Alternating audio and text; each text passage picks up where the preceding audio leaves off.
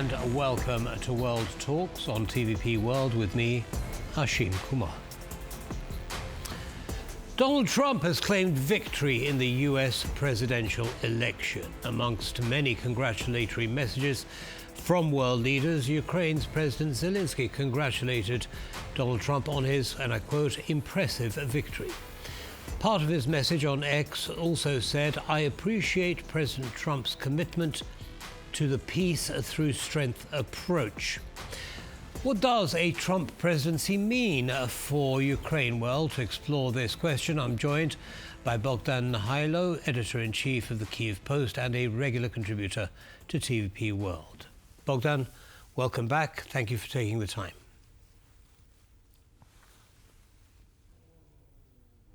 Hello. Bohdan, can you hear us? I can hear you, but this... Yes, we're having a slight technical issue, but we'll try and keep going. So, what do you make of President Zelenskyy's peace through strength comment, Bohdan? I think it's totally expected because Zelensky's in a difficult situation. I mean, Trump didn't have exactly a good press before today's result, and all the fears in Ukraine were that he would sell Ukraine down the river, make a deal with Putin, make peace in one day, in one phone call, as deals compromises at Ukraine's expense.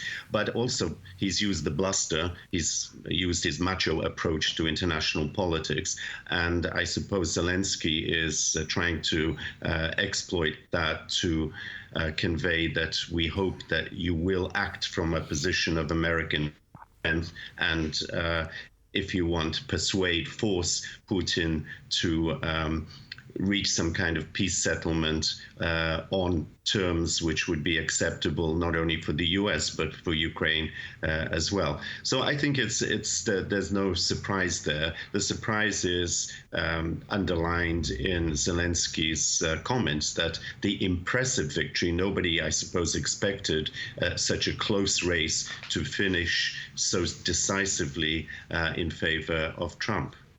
Indeed. I'd just like to go back for a second. You say that, there was concern that a Trump win could be negative for Ukraine's position.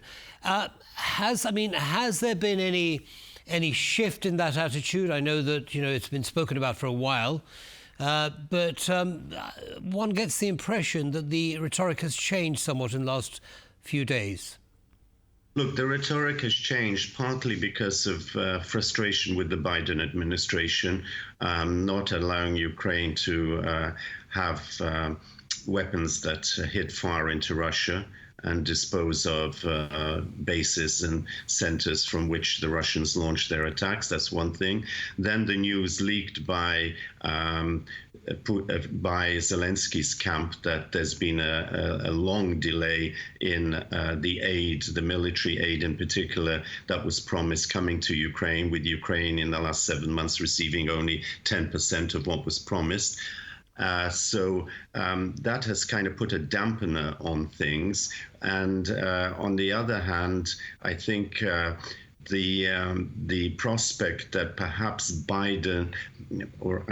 that perhaps Trump won't want some kind of disastrous result in his first weeks or even before he becomes president in terms of Ukraine being seen to do a kind of Afghanistan-like scenario, withdrawing support from Ukraine, leaving it at the mercy of Putin. So I think that there is that belief that Trump, now that he will come to power, that he will want to bolster his reputation.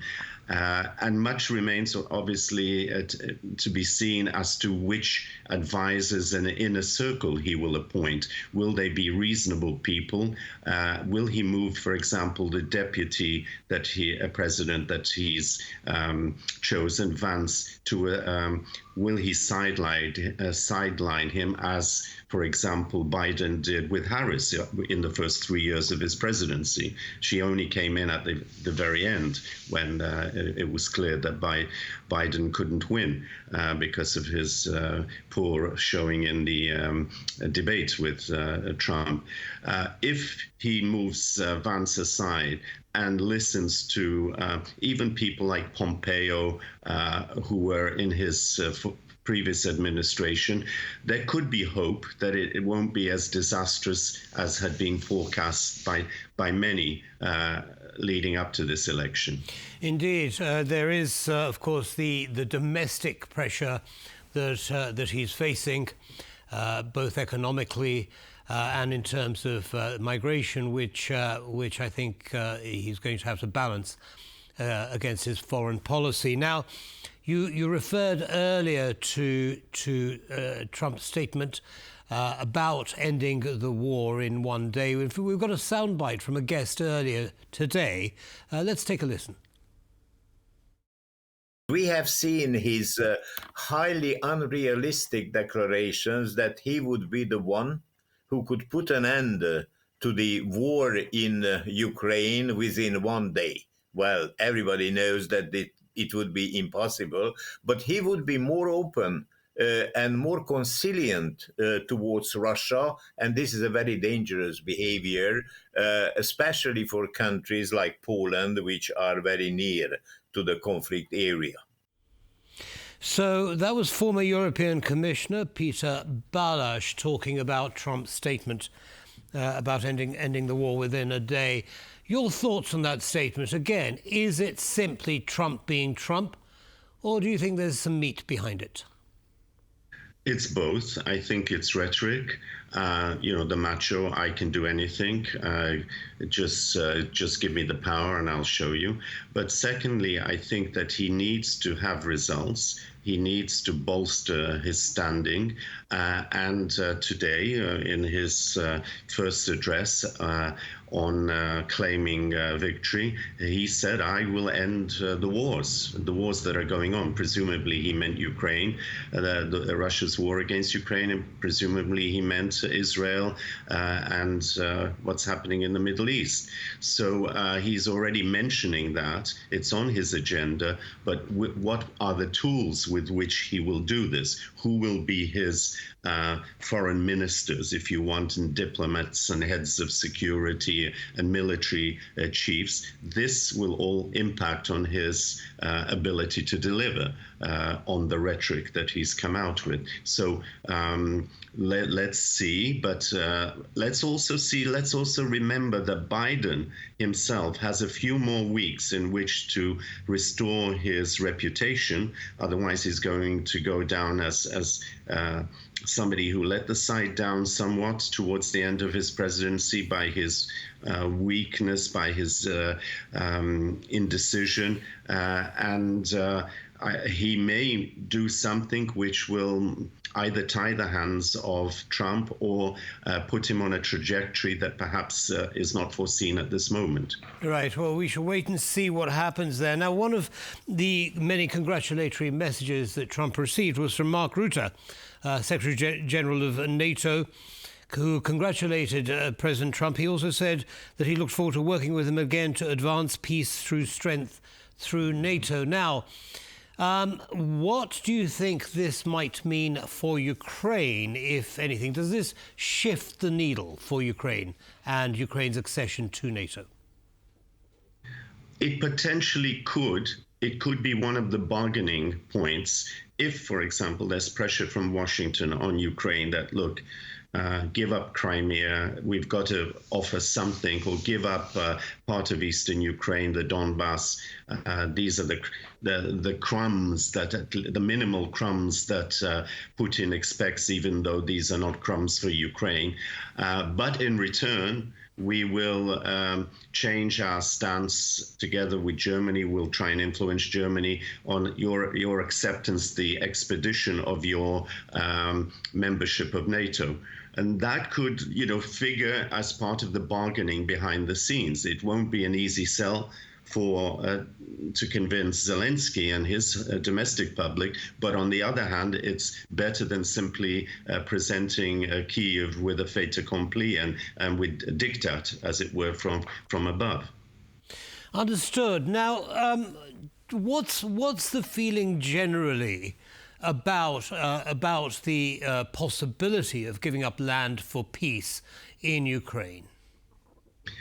The vast majority in Ukraine are very much against it. But the latest figures are showing that the weariness, the war weariness, and the everyday costs of the war, not just the losses on the battlefield and the injuries sustained, but the injuries sustained to the infrastructure, cities, depopulation and outmigration of displaced people, all of this, lack of electricity, and I think most of all, in the last few months, this indecision in the West, this, yes, we're with you, but you fight with one hand behind your back. We won't give you the weapons that you need to finish the job. And this hanging in limbo, this has caused more weariness and anxiety than even the Russian attacks themselves. Right. And of course, we know that the Ukrainian population is very much in favor of joining NATO. It might be a way of sweetening the pill for the Ukrainian people. Bohdan Nahaylo, Editor-in-Chief, Kyiv Post, thank you very much indeed for coming along and sharing your analysis. Have a good day, sir. Thank you.